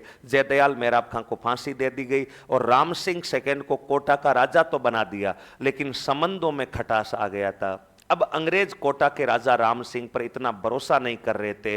कोटा के राजा राम सिंह को पहले 17 तोपों की सलामी दी जाती थी, जिसे घटाकर अब कितने तोपें कर दी थी, 13। यानी राजा तो बना दिया है, लेकिन अब वो मजे वाली बात नहीं है। अंग्रेज और उनके बीच में संबंध इतने मधुर नहीं रहते और रीजन ये बनाता वो जाली फर्जी लेटर पैड। हालांकि फर्जी लेटर पैड राम सिंह की कोई भूमिका नहीं थी, लेकिन एक बार आदमी की स्क्रीनशॉट वायरल हो जाए तो बाद में सफाई देते देते वो कितनी सफाई दे देगा, कोई फायदा नहीं होने वाला है। कुछ लोगों के मन में तो गलतफहमी बैठ ही जाएगी, इसलिए इनके मन में, अंग्रेजों के मन में राम सिंह के प्रति गलतफहमी बैठ गई थी। लेकिन क्या रियली में राम सिंह की, आपसे कोई पूछे अंग्रेजों को मरवाने में कोई भूमिका थी क्या, नहीं थी। लेकिन आयोग 100% कैसे सही जांच कर पाएगा। आयोग ने थोड़ी बहुत हल्की फुल्की भूमिका बताई, जिसकी वजह से तोपों की संख्या 17 से घटाकर कितनी कर दी गई थी, 13। तो नीचे लिख लो, कोटा के राजा राम सिंह को नजरबंद किया गया था, यहां तक लिख लिया।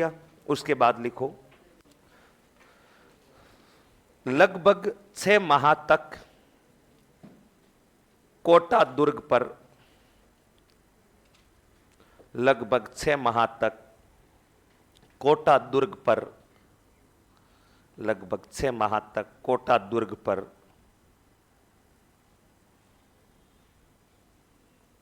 कोटा दुर्ग पर क्रांतिकारियों ने अधिकार रखा।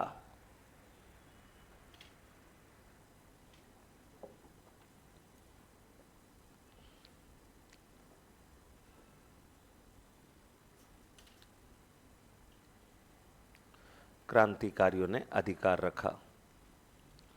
नेक्स्ट,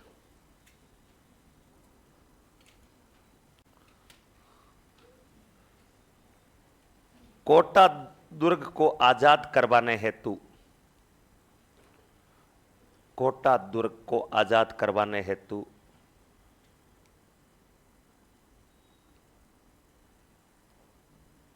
कोटा दुर्ग को आजाद करवाने हेतु रॉबर्टसन के नेतृत्व में सेना भेजी।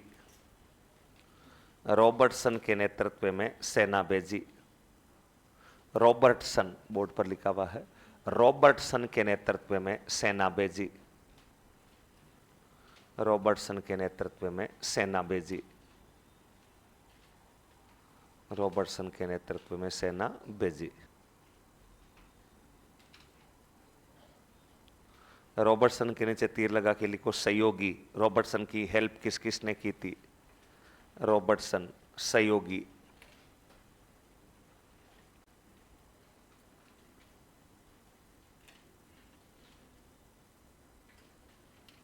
सहयोगी, सहयोगी में पहला लिख लो करौली शासक मदनपाल सिंह। करौली शासक मदनपाल सिंह। करौली शासक मदनपाल सिंह।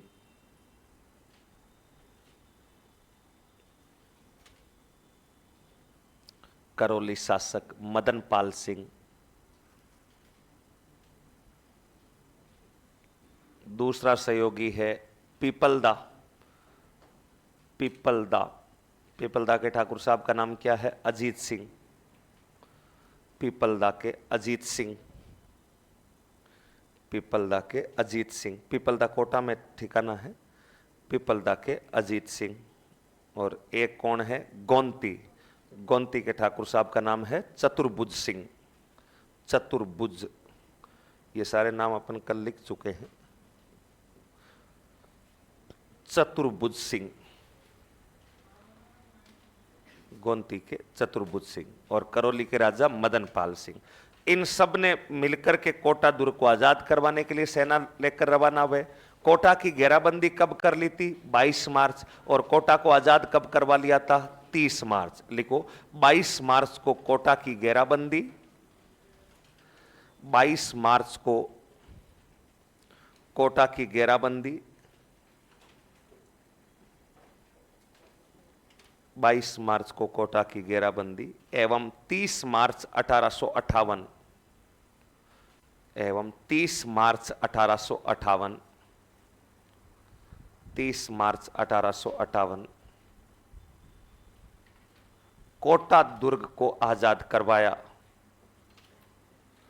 30 मार्च 1858 कोटा दुर्ग को आजाद करवाया। कोटा दुर्ग को आजाद करवाया। कोटा दुर्ग को आजाद करवाया। नेक्स्ट,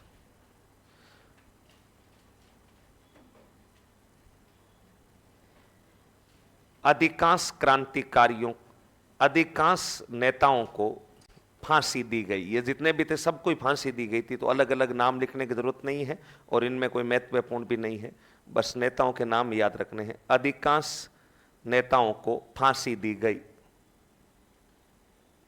फांसी दी गई। नेक्स्ट, कोटा शासक राम सिंह की जांच हेतु, कोटा शासक राम सिंह की जांच हेतु, कोटा शासक राम सिंह की जांच हेतु जांच हेतु कौन सा आयोग बनाया गया? रॉबर्ट आयोग। रॉबर्ट आयोग। रॉबर्ट रॉबर्ट आयोग। रॉबर्ट आयोग। रॉबर्ट आयोग किस चीज की जांच करेगा ये रॉबर्ट आयोग? कि राम सिंह की क्या भूमिका है, क्या बर्टन को मरवाने में राम सिंह की भूमिका है या नहीं है। ये जांच अंग्रेज क्यों करवा रहे हैं? क्योंकि अंग्रेजों को वो जाली पत्र किसने दिया था? जयदयाल और मेहराब खां। तो वो पत्र वगैरह लिखने की जरूरत नहीं, आपको तो याद रखना है कि मेहराब खां और जयदयाल ने पहले कुछ पत्र पर लिखवा लिया था, बर्टन की हत्या की जिम्मेदारी राम सिंह के कंधों पर डाल दी थी। उस पूरे प्रकरण की जांच के लिए आयोग कौन सा बना था? रॉबर्ट। रॉबर्ट आयोग के नीचे तीर लगा के लिखो। इस आयोग ने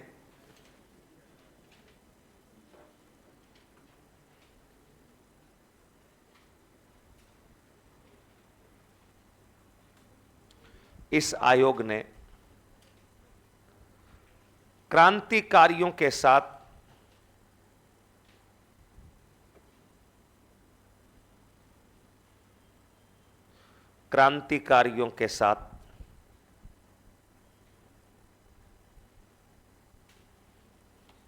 राम सिंह सेकंड की कोई भूमिका होने से इनकार किया। क्रांतिकारियों के साथ राम सिंह सेकंड की कोई भूमिका होने से इनकार किया, लेकिन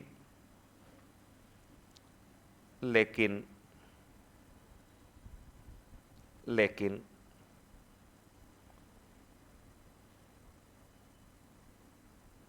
बर्टन की हत्या के लिए जिम्मेदार बताया। बर्टन की हत्या के लिए जिम्मेदार बताया। बर्टन की हत्या के लिए जिम्मेदार बताया। यानी ये आयोग कह रहा है कि राम सिंह क्रांतिकारियों से मिले हुए तो नहीं थे, उनकी कोई भूमिका नहीं थी क्रांतिकारियों के साथ, लेकिन राम सिंह चाहते तो बर्टन को बचा सकते थे। हालांकि राम सिंह चाहते तो भी नहीं बचा सकते थे, लेकिन ये आयोग कह रहा है कि बचा सकते थे। इसलिए आयोग कह रहा है तो फिर कह रहा है, आयोग की बात को कौन झुठला सकता है। और आयोग ने कहा कि राम सिंह को इस बात से सम्मान में उनके कमी की जानी चाहिए, वो चाहते तो बचा सकते थे लेकिन नहीं बचाया, इसीलिए इनके तोपों की संख्या 17 से घटाकर कितनी कर दी थी? 13। राम सिंह सेकंड के तोपों की सलामी। तोपों की संख्या का मतलब क्या है? तोपों की सलामी का मतलब क्या है? जैसे राजस्थान में सबसे ज्यादा तोपों की सलामी किस रियासत को देते थे? मेवाड़। किसको देते? मेवाड़। कितने तोपों की? 19। मेवाड़ रियासत के राजा को 19 तोपों की सलामी थी। और न्यूनतम सलामी देते थे झालावाड़ को। किसको देते थे? झालावाड़।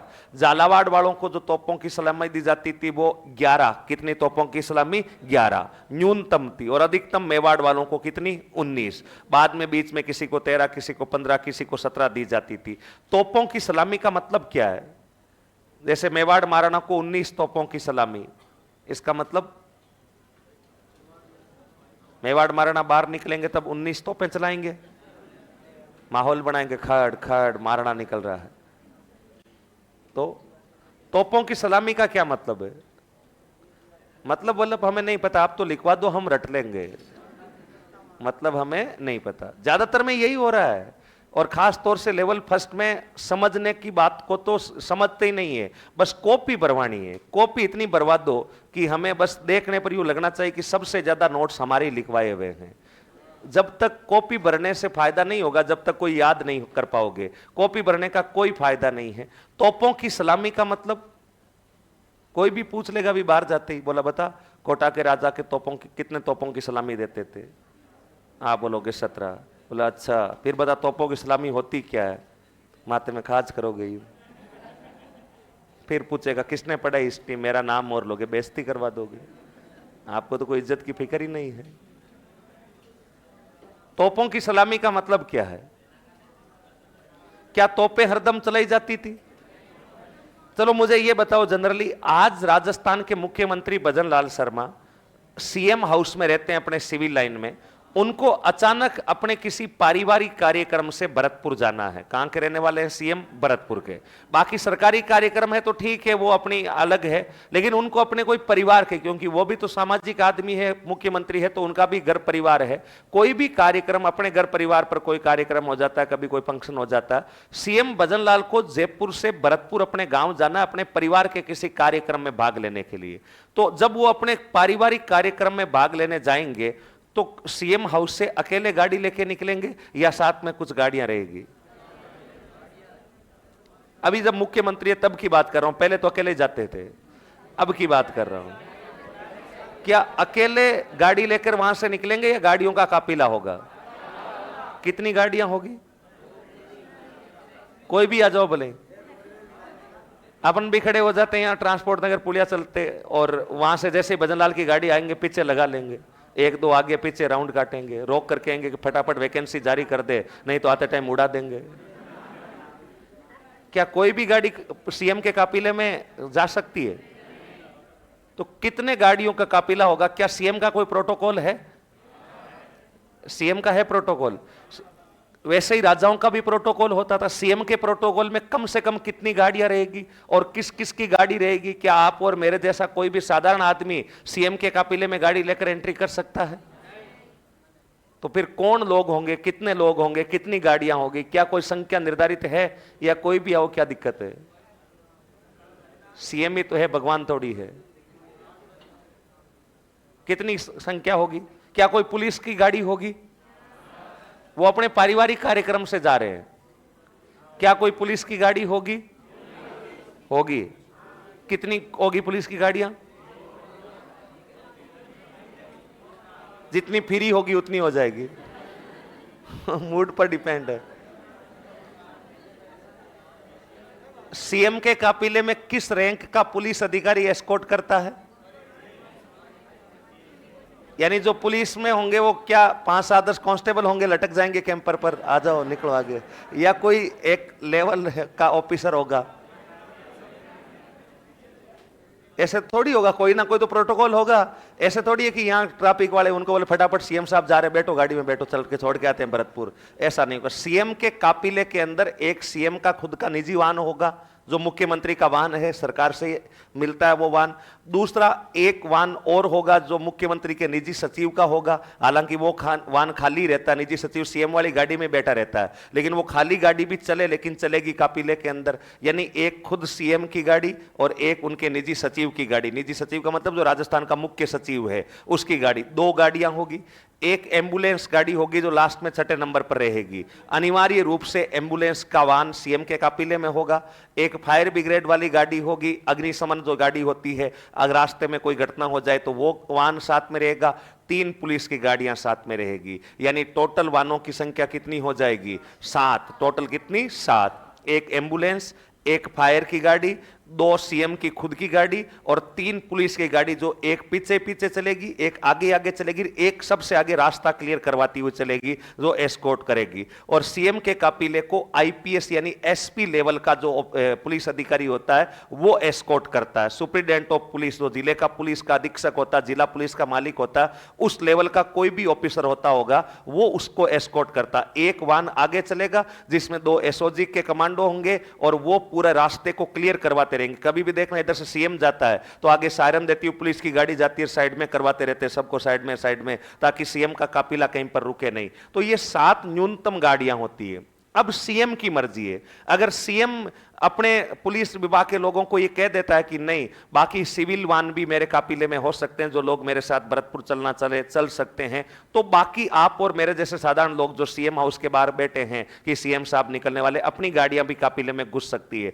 बाकी सीएम की इच्छा नहीं है तो फिर कोई परिंदा भी उस काफिले में पर नहीं मार सकता, केवल वो 7 ही गाड़ियां वहां पर जाएगी। वैसे ही जब अपने राजा महाराजा निकलते थे तब इनके काफिले में तोपें चला करती थी। जैसे मेवाड़ का राजा निकलता था तो मेवाड़ का राजा जिस रथ पर बैठकर निकलता, उस रथ के आगे 10 तोपें और पीछे 9 तोपें चला करती थी। यानी उनकी सवारी में टोटल कितनी तोपें चलती थी? 19। यानी वर्तमान में सीएम को 7 तोपों की सलामी है। 7 तोपों की सलामी का मतलब सीएम के काफिले में कितनी गाड़ियां चलती है? 7। वैसे ही मेवाड़ के राजा के काफिले में कितनी गाड़ियां चलती थी? 19। सबसे ज्यादा मेवाड़ वाले चलती थी। मेवाड़ वालों के बाद सबसे कम जिसके चलती थी वो राजा बताओ कौन सा था? झालावाड़। कोटा वाले के पहले कितनी चलती थी? 17, जिसे घटाकर कितना कर दिया? 13। तो नीचे लिखो कोटा शासक राम सिंह सेकेंड, कोटा शासक राम सिंह सेकेंड, कोटा शासक राम सिंह सेकेंड के सैनिक सम्मान में कटौती करते हुए,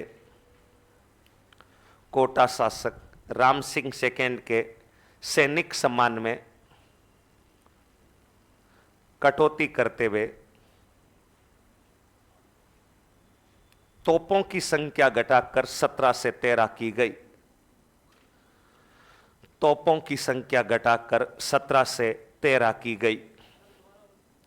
कोटा शासक राम सिंह सेकेंड के सैनिक सम्मान में, सैनिक सम्मान में कटौती करते हुए यानी कमी करते हुए, कोटा शासक राम सिंह सेकेंड के सैनिक सम्मान में कटौती करते हुए तोपों की संख्या, तोपों की संख्या 17 से घटाकर 13 की गई।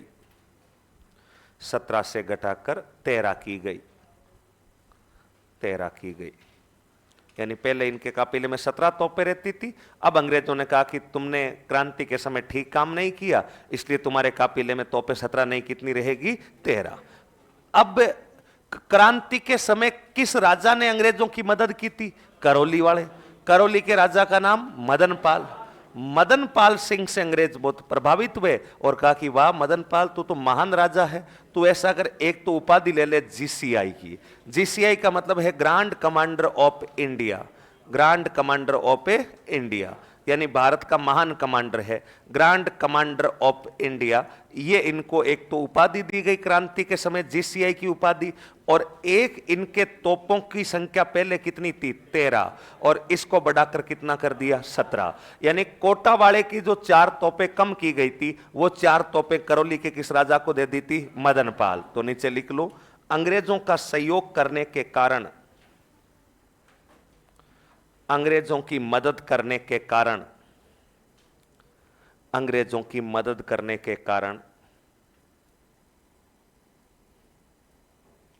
मदद करने के कारण करौली शासक मदनपाल सिंह, करौली शासक मदनपाल सिंह, करौली शासक मदनपाल सिंह, करौली शासक मदनपाल सिंह, करौली शासक मदनपाल सिंह। इसके नीचे मदनपाल के नीचे तीर लगा के लिखो करौली शासक मदनपाल सिंह। क्या मदनपाल सिंह? एक तो कौन सी उपाधि मिल गई इनको? जीसीआई उपाधि, जीसीआई। मदनपाल के नीचे लिख लो जीसीआई की उपाधि, उपाधि जीसीआई। जीसीआई का पूरा नाम हो जाएगा ग्रैंड कमांडर ऑफ इंडिया, उपाधि GCI, GCI, grand commander of India. Karauli शासक मदनपाल सिंह, मदनपाल सिंह की उपाधि दे दी गई थी जीसीआई। और दूसरा लिख लो तोपों की संख्या 13 से बढ़ाकर 17 की गई। तोपों की संख्या 13 से बढ़ाकर 17 की गई। तोपों की संख्या 13 से बढ़ाकर 17। पहले इनको 13 तोपों की सलामी दी जाती थी, जो अब बढ़ा करके 17 कर दी गई। तोपों की संख्या 13 से बढ़ाकर 17 की गई। तो यह है भाई आपका कोटा का जन विद्रोह। कोटा का जन विद्रोह समाप्त कब हुआ था? 30 मार्च। अब परीक्षा में जो क्वेश्चन आएगा वो ये भी आ सकता है कि राजस्थान में 1857 की क्रांति का सर्वाधिक प्रभाव कहां पर रहा था? ये मैंने शुरुआत में लिखवा दिया था। सर्वाधिक प्रभाव कहां पर रहा था? कोटा। यानी यहां पर लगभग 6 महीने तक क्रांतिकारी पूरा प्रशासन अपने हाथ में रखते हैं। तो राजस्थान का सबसे बड़ा जन विद्रोह, कोटा का जन विद्रोह यहां पर पूरा हो जाता है। नेता याद रखना, नेताओं में जो छोटे वाले नेता लिखवाए हैं, अंबर खां, आपका गुल मोहम्मद खां, जियालाल, रतनलाल, इनमें से प्रश्न आ जाएगा कि इनका संबंध कहां की क्रांति से था, तो कोटा की क्रांति से। किन किन बटालियन ने भाग लिया था? गोपाल पलटन, नारायण पलटन और भवानी पलटन। मुख्य नेता कौन थे? जयदयाल और मेहराब खां। कितने अंग्रेज मारे गए? 5। राम सिंह से जो फर्जी लेटर पैड लिखवाया था उसकी जांच के लिए कौन सा आयोग बना था? रॉबर्ट आयोग। और रॉबर्ट आयोग ने राम सिंह को निर्दोष तो बताया, लेकिन हत्या के लिए क्या बताया था? जिम्मेदार। और इसी का परिणाम था कि तोपों की संख्या 17 से घटाकर कितनी कर दी? 13। और ये जो तोपें घटी थी ये किसकी बढ़ा दी थी? करौली के राजा मदन पाल सिंह। तो कोटा का जन विद्रोह यहां पर पूरा होता है। कोटा के बाद हेडिंग लगाओ, जयपुर में विद्रोह का प्रयास हुआ नहीं था, प्रयास हुआ था केवल। जयपुर में विद्रोह का प्रयास, जयपुर में विद्रोह का प्रयास। और एक अपने बीकानेर में विद्रोह का प्रयास। ये 2 जगह हैं जहां विद्रोह के केवल प्रयास हुए थे, तो दोनों को एक साथ ही बता देता हूं। जयपुर में विद्रोह का प्रयास और बीकानेर में विद्रोह का प्रयास। 1 मिनट। जयपुर में एक तो याद रखना, कोटा के राजा, जयपुर के राजा का नाम क्या था? सवाई राम सिंह। कोटा के राजा का नाम महाराव राम सिंह, और यहां पर सवाई राम सिंह। सवाई राम सिंह कौन सा? सेकेंड। पॉलिटिकल एजेंट का नाम major Eden. Major Eden.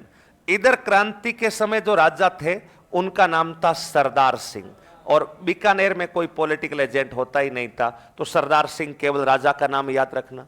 Jaipur के अंदर किन सैनिकों ने क्रांति का प्रयास किया था?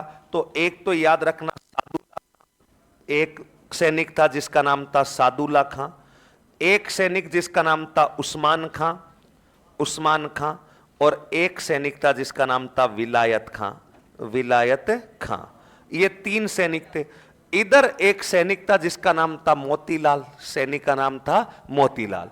मोतीलाल नामक सैनिक ने बीकानेर में विद्रोह का प्रयास किया था, और ये विद्रोह का प्रयास कर रहा था, बाकी सैनिकों को भड़का रहा था कि अपने को क्रांति करनी है, दिल्ली चलना है, दिल्ली चल रहा है। लेकिन पहले से इसकी खबरें लीक हो गई। बीकानेर के राजा सरदार सिंह जो है, इनको इस बात की खबर लग गई कि जो बीकानेर की सेना है इन सैनिकों को भड़काने का काम मोतीलाल कर रहा है, इसलिए मोतीलाल को गिरफ्तार कर लिया, और गिरफ्तार करके विद्रोह होने से पहले ही प्रयास को असफल कर दिया था। और उसके बाद सरदार सिंह अंग्रेजों के इतने भक्त थे कि अपनी सेना हमेशा क्रांतिकारियों के खिलाफ और अंग्रेजों के पक्ष में भेजते थे। सरदार सिंह राजस्थान के पहले राजा है जिन्होंने अंग्रेजों की मदद के लिए अपनी सेना राजस्थान से बाहर, एक तो पंजाब में जगह पड़ती है वाडलू, उस जगह का नाम क्या है? वाडलू। वाडलू कहां पर है? पंजाब। और एक जगह पड़ती है हिसार, हिसार कहां पर है? हरियाणा।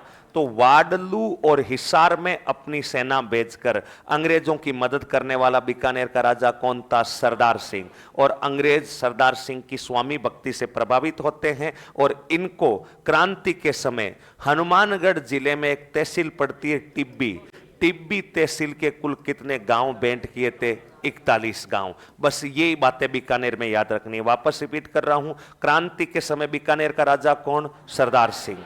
बीकानेर में क्रांति का प्रयास किसने किया? मोतीलाल। लेकिन क्रांति हुई नहीं, उससे पहले ही मोतीलाल को गिरफ्तार कर लिया गया और क्रांति के प्रयास को असफल कर दिया था। फिर अंग्रेजों ने जब बीकानेर के राजा से मदद मांगी, तो बीकानेर के राजा ने अंग्रेजों की मदद के लिए राजस्थान से बाहर अपनी सेना कहां कहां भेजी थी? वाडलू और कहां पर? हिसार। वाडलू कहां पर है? पंजाब। और हिसार कहां पर है? हरियाणा। वाडलू में इन्होंने आपके औवा के कुछ क्रांतिकारी उधर जा रहे थे, उनको भी हराया था। तो वाडलू और पंजाब में अंग्रेजों की मदद की थी, इसलिए अंग्रेजों ने इनको कितने गांव बेंट किए थे? 41। इधर जयपुर में क्रांति के समय राजा कौन? Ram Singh. Political agent Eden. इधर क्रांति का प्रयास कौन कौन कर रहे हैं? सादुल्ला, उस्मान और विलायत।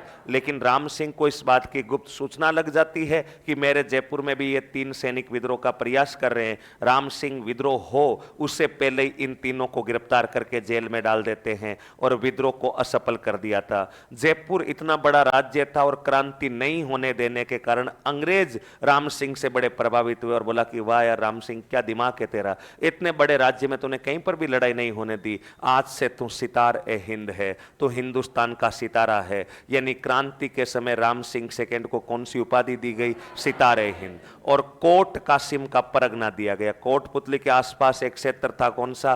कोट कासिम। परगना का मतलब होता क्षेत्र, गांव। यानी राम सिंह को अंग्रेज खुश होकर के कोट कासिम का परगना देते हैं और कौन सी उपाधि देते हैं? सितार ए हिंद। और सरदार सिंह से खुश होकर के टिब्बी तहसील के कितने गांव भेंट करते हैं? 41। तो नीचे लिख लो फटाफट।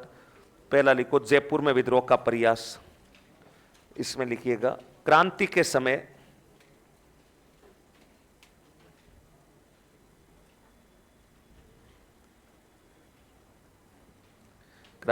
समय जयपुर शासक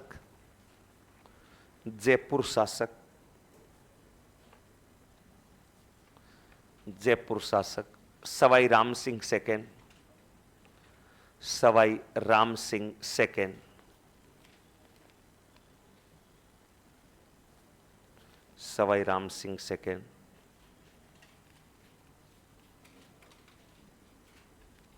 नेक्स्ट जयपुर का पीए मेजर ईडन,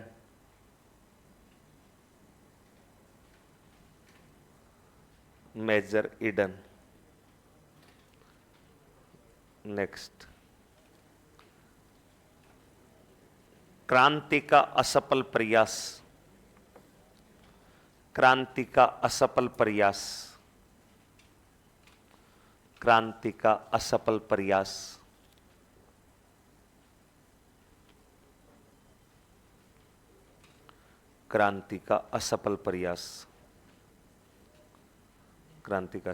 किस किसने किया था? सादुल्ला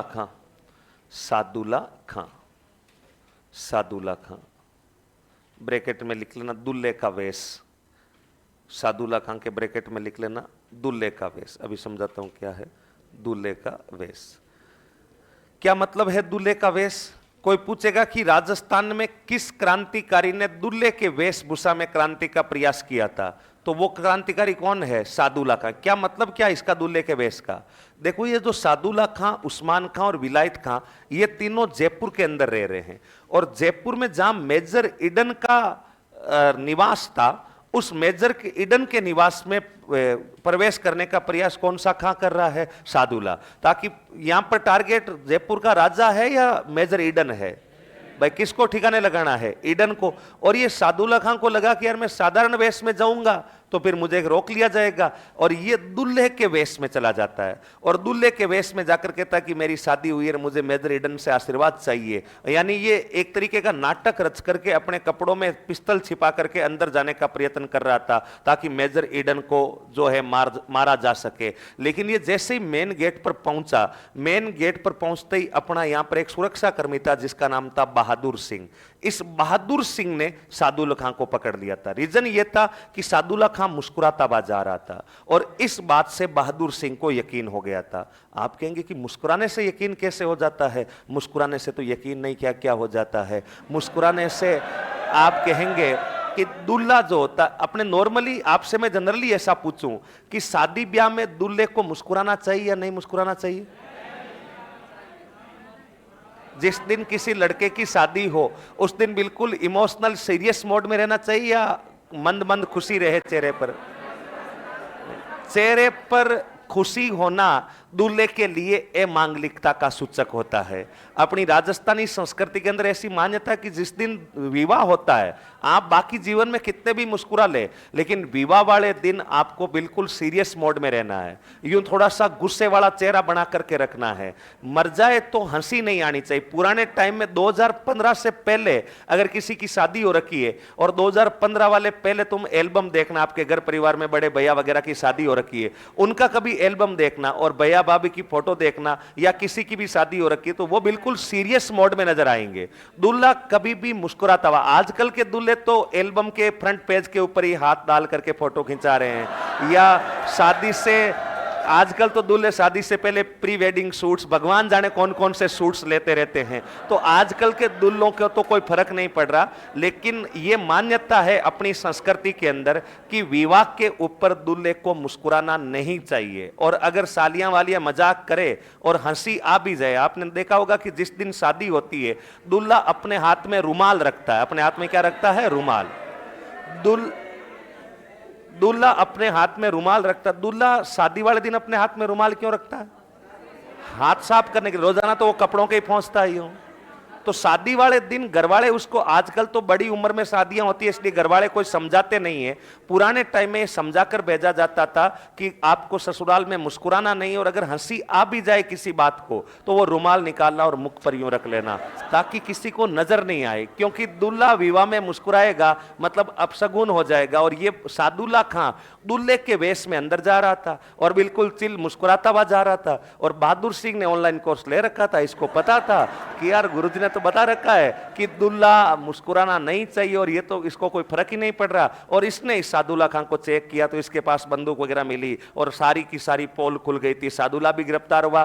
बैक डोर पर खड़े थे उस्मान और विलायत, ये भी गिरफ्तार हुए और क्रांति का प्रयास पूर्ण रूप से क्या हो जाता है? असफल। तो नीचे लिख लेना सादुल्ला खां, ब्रैकेट में लिख लो दूल्हे के वेश में, बस इतना ही लिख लो। दूसरा क्रांतिकारी लिखो उस्मान खां, उस्मान खां।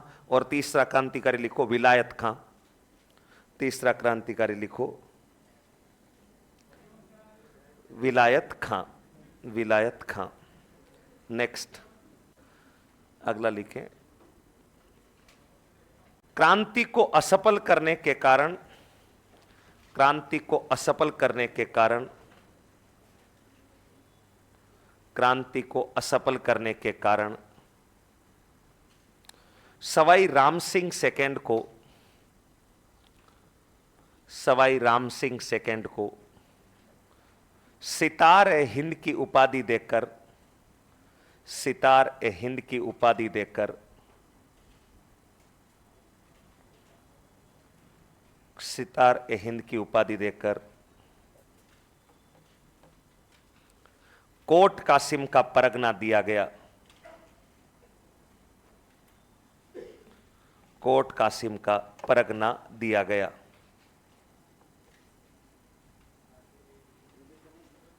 कोट कासिम का परगना दिया गया।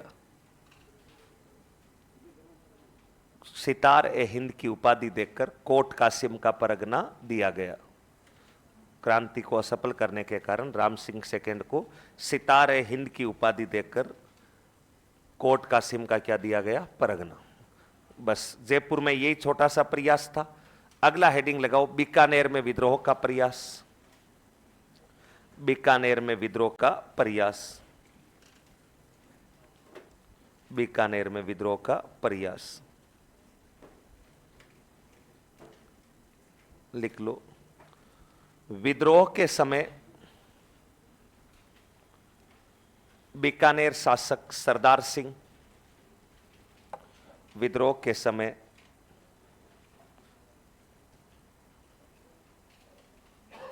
विद्रोह का सिद्धांत, विद्रोह के समय बीकानेर का शासक सिद्धांत किया। बीकानेर का शासक कौन हो जाएगा? सरदार सिंह, सरदार सिंह। नेक्स्ट, विद्रोह का प्रयास करने वाला सैनिक, विद्रोह का प्रयास करने वाला सैनिक, विद्रोह का प्रयास करने वाला सैनिक, विद्रोह का प्रयास करने वाला सैनिक मोतीलाल, मोतीलाल, मोतीलाल। नेक्स्ट,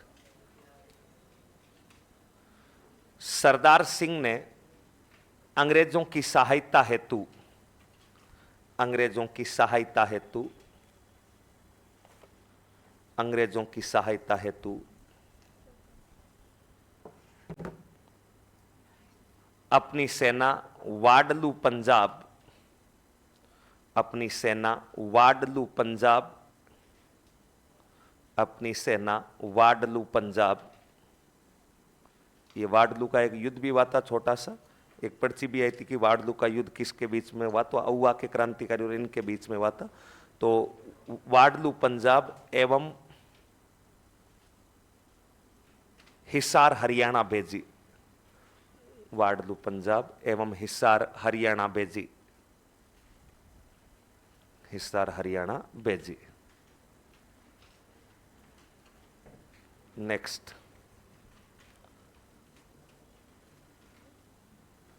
सरदार सिंह को अंग्रेजों ने, सरदार सिंह को अंग्रेजों ने, सरदार सिंह को अंग्रेजों ने, सरदार सिंह को अंग्रेजों ने हनुमानगढ़ जिले में स्थित, हनुमानगढ़ जिले में स्थित टिब्बी तहसील के, हनुमानगढ़ जिले में स्थित टिब्बी तहसील के, हनुमानगढ़ जिले में स्थित टिब्बी, टिब्बी, टिब्बी तहसील के 41 गांव बेंट किए, टिब्बी तहसील के 41 गांव बेंट किए, 41 गांव बेंट किए। तो ये है भाई बीकानेर में विद्रोह का प्रयास। अब एक टोंक का विद्रोह रह गया है, क्या इंफॉर्मेशन है क्या? यहीं बेटर एक कुछ आपके लिए इंफॉर्मेशन है। एक तो ये बाड़लू वाला युद्ध तो मैंने बता ही दिया। एक क्या खुद की तोप नहीं रख सकते क्या? रख लो, कौन मना कर रहा है? तोप क्या कुछ भी